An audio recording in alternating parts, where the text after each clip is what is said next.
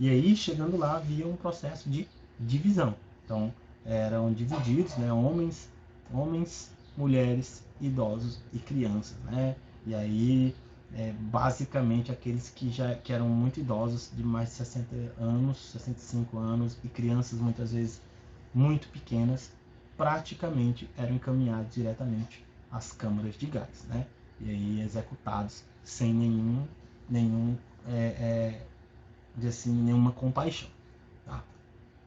Então o Wiesel, ele traz também esse relato, né, da experiência dele ali naquele momento, quando ele chega lá no campo, e aí ele comenta, né? Então, homens à esquerda, mulheres à direita. 4 palavras ditas tranquilamente, indiferentes, sem emoção. 4 palavras simples, breves, e no entanto, foi o momento em que eu deixei minha mãe. Mal tivera tempo de pensar, e já se sentia a pressão da mão de meu pai.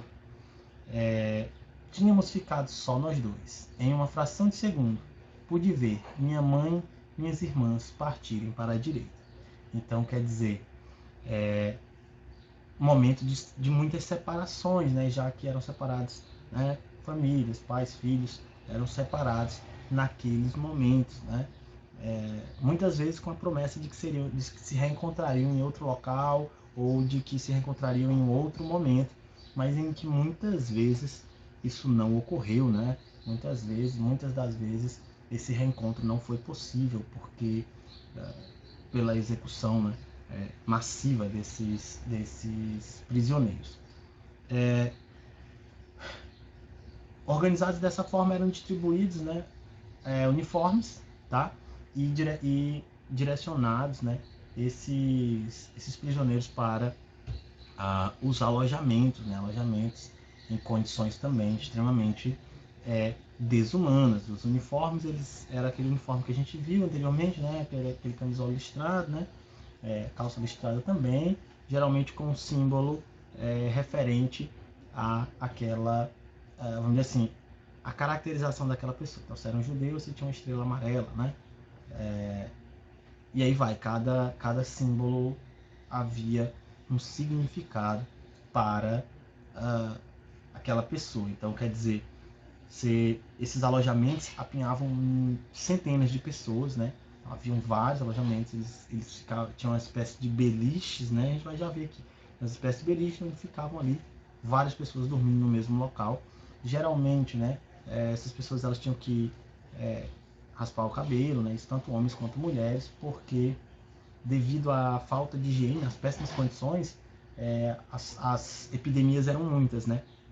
E aí, para, entre aspas, evitar essas epidemias, fazia-se com que se tivesse de retirar, né, todo o cabelo e tal. Então, era uma situação bem degradante mesmo, né? Maus tratos, violência e humilhação constante, pessoal, né? Quer dizer, sofriam castigos físicos, violência de todos os tipos e a humilhação, né? Pois os nazistas buscavam desprover, né? Essas pessoas de toda a humanidade que elas possuíam, né? Fazê-las, de certa forma, implorar, né? Pelas coisas mais básicas, tá? Então, por conta disso, né, muitas pessoas vão falecer, né, em decorrência desses maltratos, dessas violências. Outras vão cometer, né, vão se matar em decorrência desse processo e por aí vai. Além disso, você também tem a situação dos experimentos médicos, né? O Joseph Mengele, né, o Joseph Mengele, ele foi considerado, ele era um médico, né, médico-chefe da SS, e ele é considerado assim um dos mais atrozes, né, dos campos ali de concentração, porque ele conduziu uma série de experimentos, né, médicos aí injetando coisa aí naqueles que ele escolhia, né, geralmente crianças. Ele estudou gêmeos, né, então a separação, juntava, enfim, fazia todo tipo de experimento desumano e muitas vezes, né, sem nenhum tipo de cuidado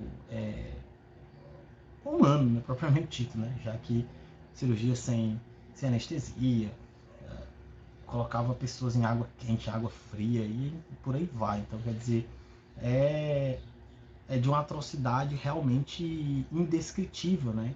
Como o próprio Primo Levi coloca, né? É quase que indescritível essas situações. E o Joseph Mengele, ele recebeu a alcunha de anjo da morte, né? Justamente por tantas mortes que ele acabou causando em decorrência desses experimentos, dessas experimentações médicas.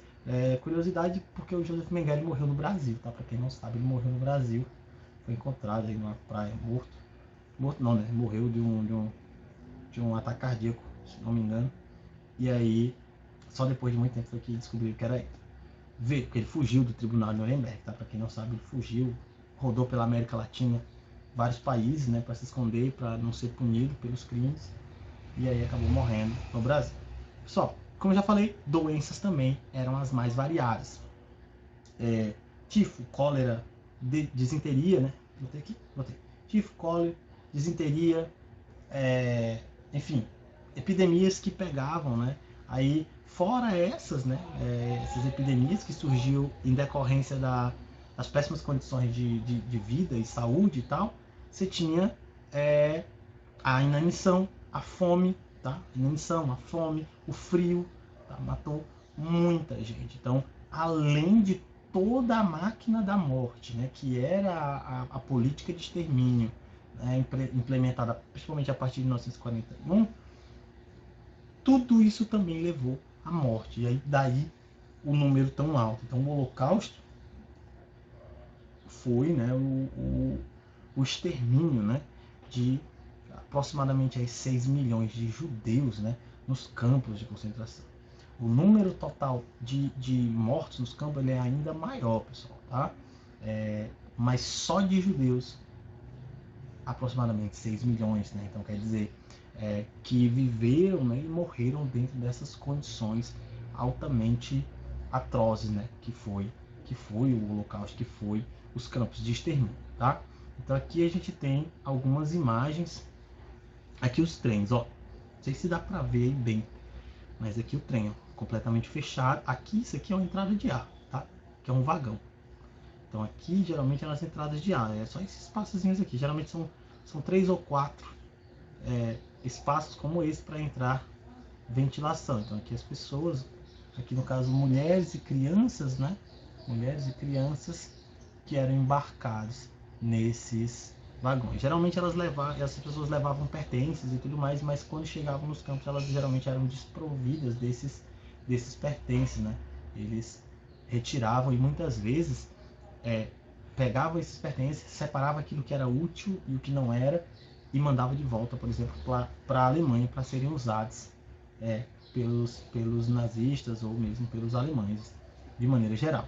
Aqui o conjunto, né, o trem, né, sendo embarcado, então você tem aqui centenas de pessoas, esses trens, basicamente os campos de concentração, né, eles tinham ali trilhos, né, linhas ferroviárias que levavam até eles, né, geralmente tinham estações de trem para receber, né, esse contingente. Então tá aqui, então, para você ter uma ideia, né, crianças, né, chegava lá e você tinha essa separação, né, homens, mulheres, crianças e idosos eram separados.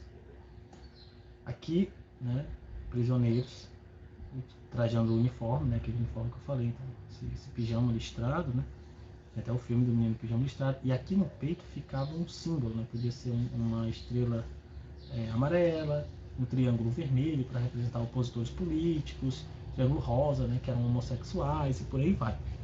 Então haviam vários símbolos para identificação, né, de, entre aspas, qual era o motivo daquela pessoa estar nos campos de concentração. Então esse uniforme aqui ele era basicamente comum tanto para os homens quanto para as mulheres. Aqui as mulheres, né? Aqui é um alojamento feminino. Então como eu falei, ó, o alojamento ele tinha como fossem essas beliches, né, onde dormiam e elas se deitavam e aí ficavam várias, né, nesses alojamentos assim totalmente desprovidos de condições. Aqui convivia-se com ratos, com, enfim, né, com uma série de sujeira, falta de higiene e tudo mais. Então, que geralmente, né, as roupas eram bem finas, então sofriam também bastante com o frio, tá? Sofriam bastante com o frio em decorrência porque as roupas não eram suficientes. Até alguns campos davam uma roupa de inverno, mas aí tinha um período ali que eles tinham que usar, eles não podiam ficar usando direto, não. Aqui em um alojamento masculino, né? A questão aqui dá para ter uma noção da situação de magreza, né? Já em decorrência da fome e enfim, das péssimas condições de vida nesses campos. Então, novamente, né? Os campos, os alojamentos, como eles eram mais ou menos.